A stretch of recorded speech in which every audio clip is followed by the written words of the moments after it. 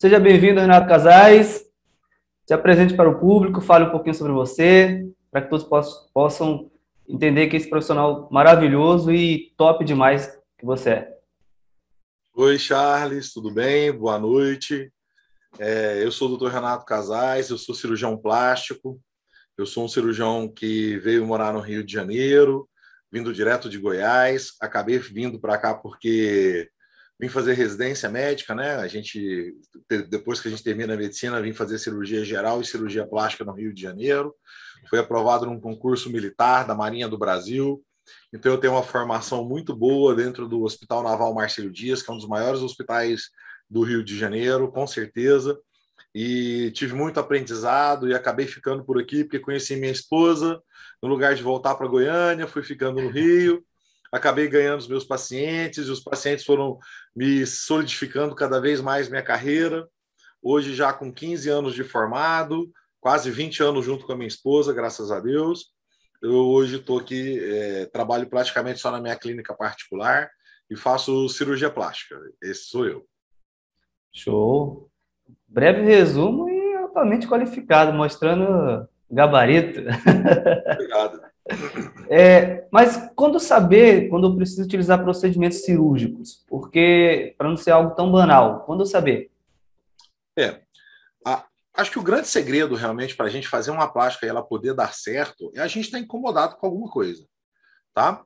Hoje a gente trabalha muito no ramo, o ramo da estética hoje é um ramo extremamente variado, é um ramo extremamente grande, onde a gente tem desde o procedimento minimamente invasivo, seja ele dermatológico ou cirúrgico, até aqueles procedimentos realmente onde a gente acaba fazendo a retirada de grandes quantidades de tecido. Um grande diferencial realmente para a gente poder saber o que é um procedimento estético ou uma cirurgia estética é que normalmente a cirurgia ela é muito mais definitiva e é de resultados muito mais longo prazo. Uma das coisas que a gente sempre falou da diferença do dermatologista para o cirurgião é que quando eu preciso de um tratamento de uma olheira, uma coisa pequenininha, pode ser que eu faça só um preenchimento facial, é um preenchimento que hoje é feito por várias especialidades. Nós sempre recomendamos fazer tanto com dermatologista quanto com cirurgião plástico, porque são as pessoas, em teoria, mais bem formadas para poder fazer isso. Então, uma olheira, uma queda de sobrancelha, tem várias especialidades fazendo, tem otorrino, tem cirurgião, tem dermato, tem biomédico, tem muita gente que está fazendo isso. Quando dá certo, é perfeito. O problema é quando a gente tem algum tipo de complicação. Quando tem complicação, a maioria desses profissionais, às vezes, pode não estar tão preparado para tratar essa complicação. E aonde é a grande diferença? A cirurgia ela é feita para retirar o defeito, em teoria. Se eu tenho uma queda facial muito grande, com uma olheira muito grande, um sinal de envelhecimento muito grande, quanto eu preciso preencher essa pele que está caída para poder dar um resultado estético para essa paciente? Vai fazer uma carinha meio de balão se tem muita quantidade de pele? Não dá, vai ficar feio. Então, para que a gente... E a gente tem a mania de se apegar àqueles resultados ruins. Então, a maioria das pessoas, quando chegam no consultório, dizem para mim, doutor, mas eu tenho muito medo da cirurgia. Eu falo que eu tenho uma tia-avó que tinha mais de 70 anos, que se sentia envelhecida. E a frase dela, para mim, é uma frase que eu nunca vou esquecer na vida.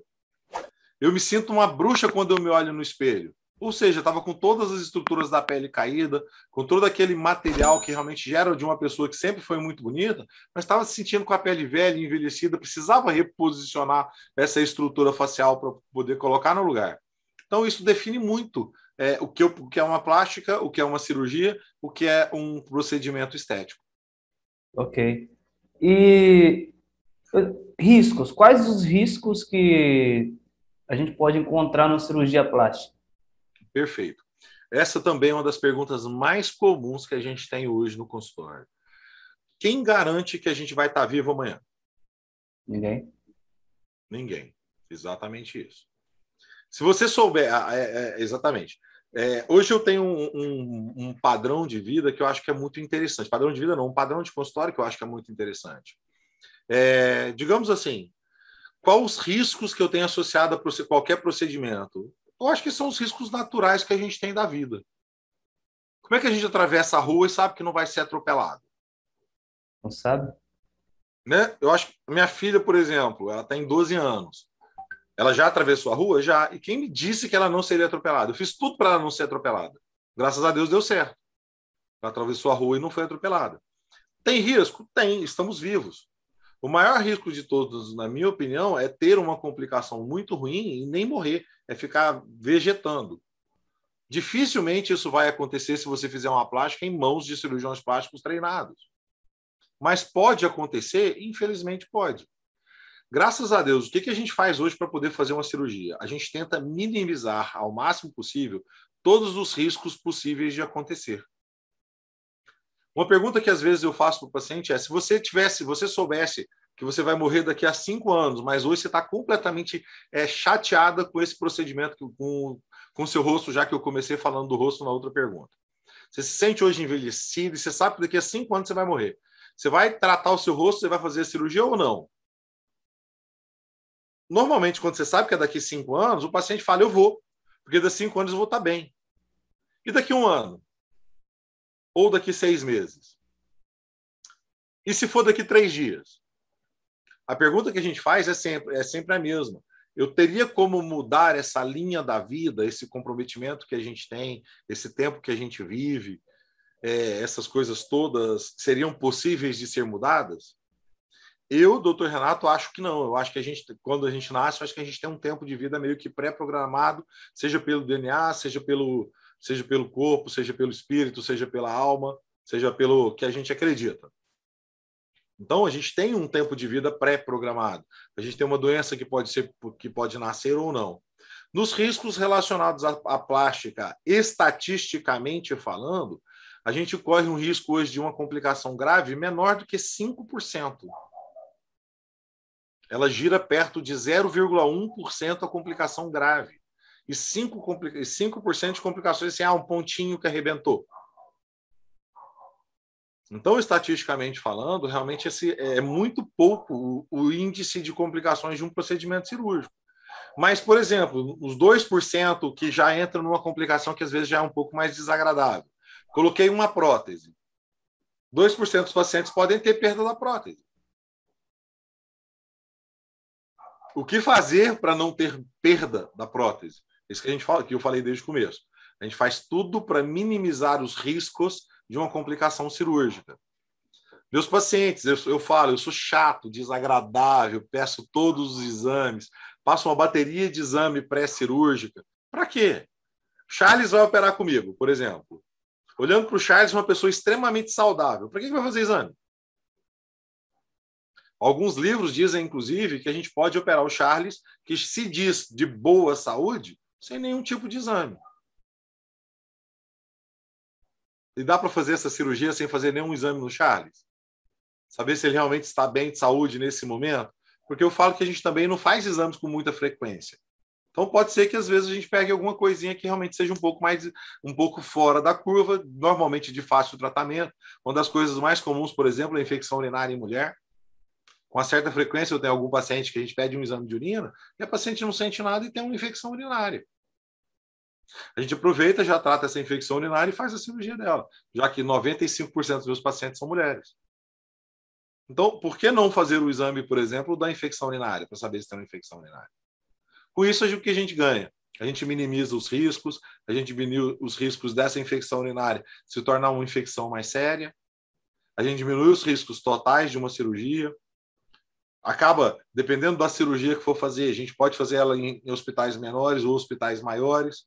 É claro que tudo isso influencia diretamente no custo final da cirurgia, mas o certo é minimizar os riscos. Como minimizar os riscos? Como eu falo, vamos atravessar a rua, como eu comecei falando. Olha para os dois lados, com paciência, com tranquilidade, que a gente vai atravessar a rua e vai dar certo. Tem que ter fé que vai chegar do outro lado e coragem para isso. Com Senão certeza. só fica do lado de cá. É verdade. É? Exatamente. Mas aproveitando, pegando esse gancho você falou da questão da mama, a cirurgia dos seios, né? Eu tive duas perguntas de duas inscritas do canal que eu abri uma enquete, elas mandaram perguntas, N dúvidas sobre essa parte da prótese. E até uma pergunta engraçada, que eu achei engraçado, quando me perguntou a respeito da picada de abelha. Eu nunca ouvi falar. Exatamente. O que acontece? Eu vi essa pergunta que você está me falando. Pode tomar uma picada de abelha? Pode. Teoria não tem nada a ver com a prótese. Mas não tem gente que tem uma picada de abelha e faz um choque anafilático e morre por causa de uma picada de abelha? Uhum. Você que já tomou uma picada de abelha, sabe que quando você toma uma picada de abelha, essa picada de abelha ela não te fez mal. Doeu? Ai, doeu, uma abelha me picou. Tem gente que fica até com medo da abelha depois. E tem gente que Uhum. nunca teve nem picada de abelha e já tem medo. Mas qual a chance de você fazer um choque anafilático com uma reação gravíssima por causa de uma picada de abelha? Baixíssima. Quando você coloca uma prótese, não tem absolutamente nada a ver com a picada de abelha, porque as pessoas acabam associando um efeito adverso de uma picada de abelha a uma colocação de uma prótese em alguém que talvez tenha tido algum tipo de reação alérgica. Mas, especificamente falando, nada a ver. Pode tomar picada de abelha, marimbondo, aranha, e a prótese vai estar lá extremamente segura, em provavelmente mais de 99% dos casos. Entendi. Em Tá? relação aos cuidados quando coloca a prótese de silicone, após a colocação, quais são os cuidados principais e o que evitar? Né? Cada cirurgia, a gente fala que o mais importante é, quando eu coloco uma prótese de mama, eu costumo demorar em torno de 40 minutos numa colocação de uma prótese de mama. Ou seja, uma cirurgia extremamente rápida, onde o paciente tem uma recuperação que costuma também ser rápida e com um resultado mais rápido ainda. Você entra para dentro do centro cirúrgico sem prótese, com peito pequeno e sai de lá extremamente exuberante e bonito. Tamanho da prótese, eu ajudo o paciente a escolher. Ou seja, quem vai no consultório, ele vai ter uma orientação para que escolha o melhor tamanho possível para o seu seio, porque o seio é do paciente. É um post que de vez em quando eu faço. Eu vou te ajudar a escolher o tamanho do seu seio e não eu vou decidir o tamanho do peito que você quer. Cuidados pós-operatórios de uma prótese de mama são completamente diferentes de uma mamoplastia, onde a gente faz uma elevação da mama com prótese. Resumindo num pacote geral, tá? Eu falo que a cirurgia de prótese de mama demora 40 minutos. Uma cirurgia de mamoplastia com prótese demora em torno de 2 horas e meia. O pós-operatório das duas é mais ou menos parecido. Para uma plástica ficar bonita, a primeira coisa que eu digo que tem que ficar bonita é a cicatriz. Quanto mais bonita essa cicatriz estiver, mais bonito fica o seu resultado. Porque, em teoria, ninguém vai nem ver que você tem uma cicatriz de uma colocação de prótese ou de uma mamoplastia. Ou seja, o seu resultado é um peito muito próximo de um peito que nasceu sem cicatrizes. Quanto mais feia fica a cicatriz, pior é o resultado que você tem. Uma das coisas que eu sempre chamo a atenção em todos os meus pacientes é o cuidado em movimentos que são muito naturais do nosso dia a dia. Dificilmente eu vejo uma mulher pentear o cabelo sem levantar o cotovelo. Dificilmente eu vejo uma pessoa escovar o dente com o braço para baixo. Uhum, verdade. Mas eu falo que quem faz uma mamoplastia ou coloca uma prótese de mama tem que ter as suas semanas de princesa. O que é semana de princesa? É dar um tchau com o cotovelinho virado para baixo, sem levantar o braço. Por quê? Se o tecido mamário, vou levantar um pouquinho, se o tecido mamário é frouxo, é um couro, ele é parecido com uma blusa de couro, eu vou esticar todo esse tecido mamário. Quando eu estico esse tecido mamário, se eu levanto, eu estou forçando a minha cicatriz. Olha como é que você veja forçar a blusa. Sim, Então, verdade. quando eu forço a cicatriz, esse tecido vai ser repuxado e eu vou estar forçando principalmente na área mais frágil que acabou de ser cortada, que é a cicatriz, tanto da mamoplastia quanto da prótese de mama.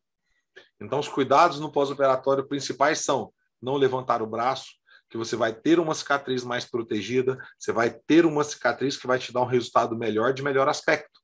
Ou seja, um resultado final melhor. Uma mama sem cicatriz fica mais bonita do que uma mama que está com cicatriz feia.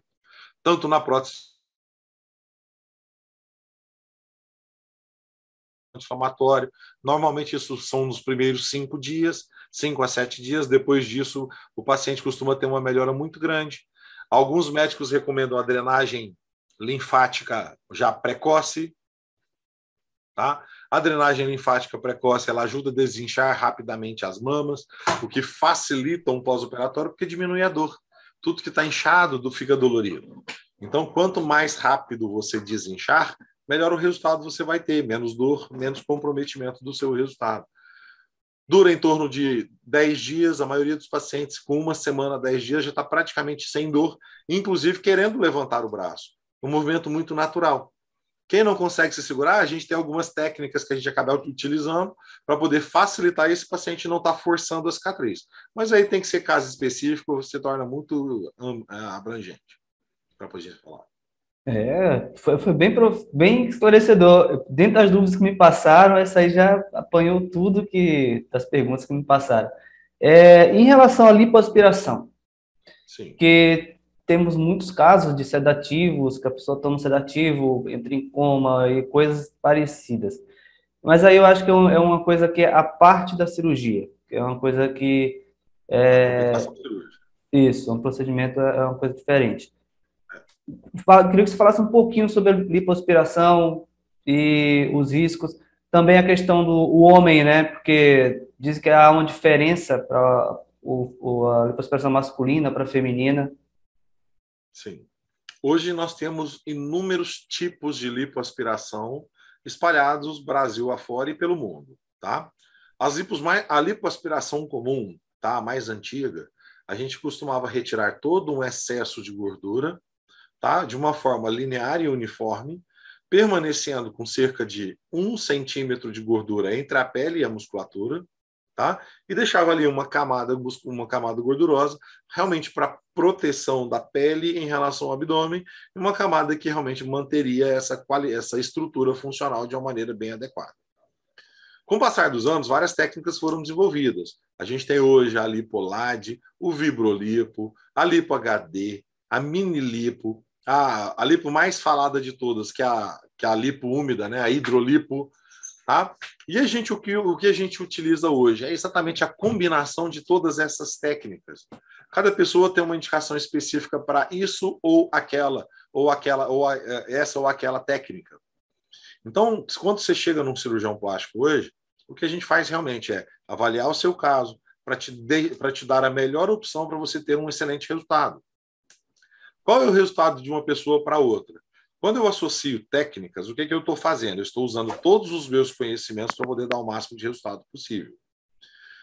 99% dos meus pacientes, a gente utiliza a hidrolipo. Por quê? Porque com a hidrolipo, a gente associa a técnica da hidrolipo com alguma outra, onde a gente diminui o sangramento do paciente. Entretanto, a hidrolipo, em termos mais comuns, ela é utilizada para lipo de consultório, que eu faço muito pouco. Tá? Por que eu faço muito pouco? Porque realmente, quem quer sentir dor? Ninguém. Ou eu vou estar aumentando o nível de risco do paciente, tá? Fazendo níveis de anestésico em coisas num consultório, porque no consultório eu não tenho monitorização, eu não tenho nenhum tipo de parâmetro que vai me dar uma segurança que se eu estiver colocando esse paciente para dormir semi-anestesiado, seja com uma sedação ou qualquer outro tipo de coisa, porque esse paciente vai sentir dor. Então, se eu não tiver todo um aparato cirúrgico, e aparato cirúrgico para mim é para ter dentro do centro cirúrgico, não é dentro do consultório. Então, a hidrolipo, realmente, tem muita gente que faz isso para minimizar preços. Outra coisa que a gente vê é as pessoas que não são cirurgiões plásticos por formação fazerem isso com muito mais frequência. Em 2010, a gente teve uma estatística que foi publicada de 6 mortes de lipoaspiração no primeiro semestre de 2010.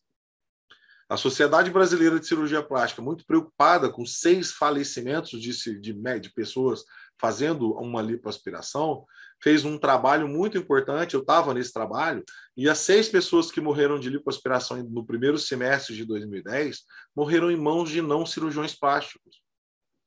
Nossa. Um dado que foi extremamente alarmante para a gente que é cirurgião plástico, de saber que essas pessoas estão se expondo a esse risco. Hoje a gente tem cirurgiões plásticos com preços extremamente atraentes. A gente tem cirurgião plástico com preços extremamente altos. Essa variação, essa gama de médicos, ela é muito grande.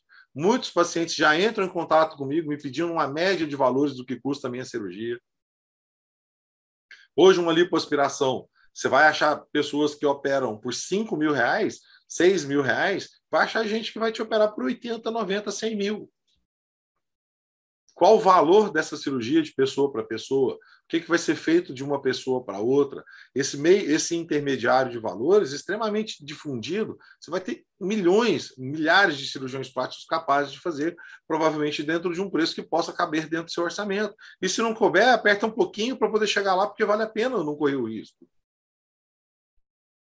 Né?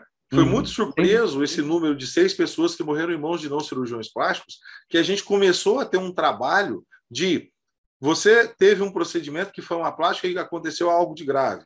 Com quem você operou era um cirurgião plástico? A gente viu nos últimos anos o número de médicos que realmente fazem a plástica que não são cirurgiões plásticos. Eu recebi agora um cirurgião dentista, um vídeo de um cirurgião dentista que está fazendo tratamento de coluna. Caraca, as pessoas estão caindo em mãos, sempre mãos erradas, não pesquisam, não buscam e... Exatamente, coisas que a gente fazia. Como é que um cirurgião dentista está fazendo tratamento de coluna? Não existe. Eu não sei, mas tomara que eu tenha descoberto alguma coisa bacana que eu não sei ainda. Fico torcendo para isso, mas eu não sei como. Entendeu? Está completamente fora da área dele.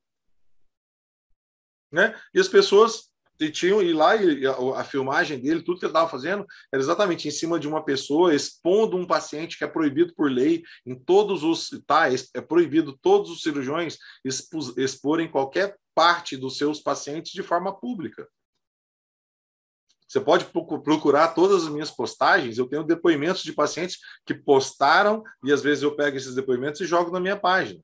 Mas você não vai ver eu pegar um paciente meu que eu operei hoje aqui, ó. Tenho foto aqui hoje de uma lipo HD, de uma abdominoplastia HD, que ficou simplesmente maravilhosa. Minha vontade de pegar ela aqui e mostrar para você. Olha só como é que fica legal, Charles.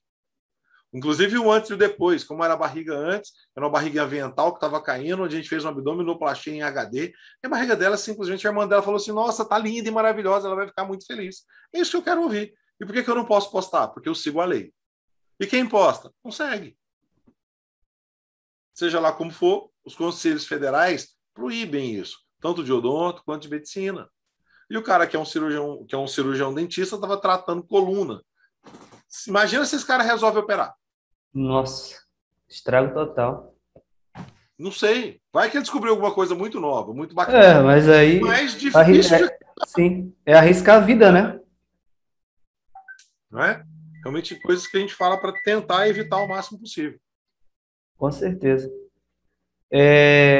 Então, assim, as pessoas que atendem hoje, qual o percentual do alcance do resultado? E se tem alguma estatística hoje que fale do alcance de resultados da cirurgia plástica, que a pessoa ficou super feliz, deu tudo certo? Existe algum estudo que comprove isso?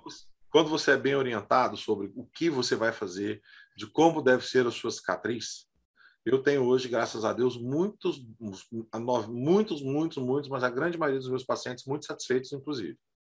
Tá? Por quê? Porque a gente trabalha muito o que vai ser a sua cirurgia, como vai ser a sua cirurgia, qual vai ser a sua cicatriz, qual o tamanho que vai ser a sua cicatriz. A gente dá uma previsão muito boa disso para o paciente. 2 a 5% dos pacientes, isso é estatístico de complicação. 5% microcomplicações, coisinhas pequenininhas, 2% complicações que são realmente mais intermediárias e rarissimamente complicações mais graves, graças a Deus. Então, quando você está bem preparado, você sabe o que você vai fazer, a chance de dar problema realmente é bem pequena. Então, é para funcionar bem. Entendi.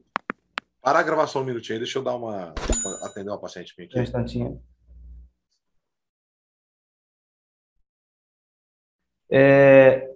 Renato, então, qual hoje a mensagem que você deixa para o público do canal, as pessoas que querem fazer uma cirurgia plástica, mas tem todos esses tabus que existem na mídia e que todos pesquisam de forma errada, saem em busca errada e pegam informações erradas e acabam formando uma opinião e já chegam com a opinião formada. Realmente assim, primeira coisa, veja se o seu médico que vai fazer a sua cirurgia é membro da Sociedade Brasileira de Cirurgia Plástica. Isso é fácil de você pesquisar dentro do próprio site da Sociedade Brasileira de Cirurgia Plástica. É um site nacional. Todas as pessoas que eu vejo que são cirurgiões plásticos, pelo menos uns 95%, são membros da Sociedade Brasileira de Cirurgia Plástica. é onde a gente tem todos os nossos congressos, atualizações, o que está acontecendo de novo, o que está deixando de acontecer, revista, publicação, a gente tem direito a acesso a isso tudo. Então, dificilmente eu vou ver um cirurgião plástico hoje que, por causa de R$ 1.000, vai deixar de estar se atualizando com o que a gente tem de mais moderno, que é a Sociedade Brasileira de Cirurgia Plástica. Tá? Primeira coisa, então, verificar junto a essa Sociedade Brasileira de Cirurgia Plástica se é um membro ou não. Se a pessoa não for membro da Sociedade Brasileira de Cirurgia Plástica, ela pode ter outra especialidade. Você pode procurar no Google. Você vai conseguir ver qual a especialidade dela. Não procura no Facebook e no Instagram. Porque no Facebook e no Instagram sou eu quem escrevo aquilo que eu quero. Perfeito? Perfeito. Quando a pessoa se intitula, eu sou cirurgião plástico, ele tem que estar inscrito em qualquer um dos dois conselhos, seja Sociedade Brasileira de Cirurgia Plástica, seja MEC. Então, você tem um diploma pelo Ministério da Educação e outro diploma pela Sociedade Brasileira de Cirurgia Plástica de cirurgião plástico. Eu acho que é o lugar, a primeira coisa, é a mais importante de todas para você saber aquilo que você quer fazer. 2, não vá pela empolgação. A atenção que você vai receber antes de uma consulta vai ser muito próxima à atenção que você vai receber depois da sua consulta. Você foi no médico, você teve um atendimento, vou colocar uma prótese de mama. Olhei para você e já disse para você, bote a sua prótese de 150 ml ou de 550 ml, não importa o número. Você está acreditando que o que eu estou te indicando é o melhor para você. E eu não estou te perguntando.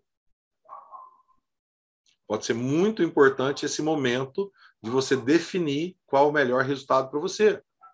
Ou vai ficar grande demais ou vai ficar pequeno demais. Se você não tiver como retirar as suas dúvidas antes, depois significa eu aceitei aquilo que foi escolhido para mim. E 3, se for possível, pega uma indicação, 2, 3 pessoas, escolhe 2 pelo menos para ir, faça pelo menos 2 consultas. O valor das coisas tem que se adequar ao seu bolso. Quer saber antes um pouquinho, vai custar 50 mil ou vai custar 10 mil uma lipoaspiração? Manda uma mensagem, ele vai te dar uma ideia de quanto ele cobra. Então, as pessoas hoje têm essa facilidade. Hoje eu não tenho um preço fixo para poder fazer uma cirurgia. Você me pergunta, eu vou te falar. Pode ser que, dependendo da cirurgia, uma cirurgia que vai custar de 8 a 15 mil. Dependendo da cirurgia, uma cirurgia que vai custar de 10 a 20. Dependendo da cirurgia, uma cirurgia que vai custar de 20 a 40. Então, a gente tem combinações, a gente tem coisas que a gente faz que dá para você ter uma ideia daquilo que você vai fazer. Escolha pelo profissional, não escolha pelo preço e muito menos pela comodidade. Escolha de maneira correta. É como se você estivesse comprando uma coisa muito importante para você e que vai direcionar diretamente junto ao que você vai ter a longo prazo. Não temos peça para trocar. Quando a cirurgia plástica dá errado, a chance de consertar existe, sim, mas costuma ser mais caro e com resultados piores. Porque, inclusive, é o corpo da pessoa, a saúde dela, dependendo da cirurgia, pode causar coisas muito graves. E eu acho que isso é muito importante, tudo que você falou, e que todos possam ouvir suas dicas e pensar muito bem, colocar em prática. Quero fazer cirurgia, vou ouvir essas dicas, vou entender se realmente vou fazer ou não. E aí tomar a decisão Isso. e fazer. Tá bom? Deixa o coração guiar de quem você mais gostou, mas usar a cabeça realmente para não escolher de forma inadequada, porque depois para consertar costuma ser complicado, infelizmente. Hoje em dia eu recebo com muita frequência casos sequelados de rinomodelação no consultório, de gente que não faz a mínima ideia do que está fazendo, que acha que é bonito, e fotos cada vez mais esquisitas e resultados cada vez mais esquisitos, e um nariz, um centro da face de difícil resolução, ou para não falar que não tem resolução. Então, hoje está cada vez mais complicado o número de pacientes que têm chegado vítimas e sequelados desse procedimento, que em teoria era para ser para pequenas coisinhas, para dar muito bom resultado, mas as pessoas estão abusando e está ficando cada vez mais complicado. E depois do nariz destruído, o que fazer? A gente já começa a rezar na hora que olha. Nossa. Renato, muito obrigado por Charles, um prazer estar com entrevista. você. Que seus pacientes, que seus clientes, que suas que as pessoas que te seguem possam aproveitar bastante dessa nossa live, dessa nossa conversa, porque isso é muito importante para quem tem interesse em fazer uma plástica ou qualquer outro tipo de cirurgia. Claro, com certeza. Muito obrigado, tchau Prazer falar e contigo, um grande sucesso. abraço. Obrigado para você também. Tudo de bom.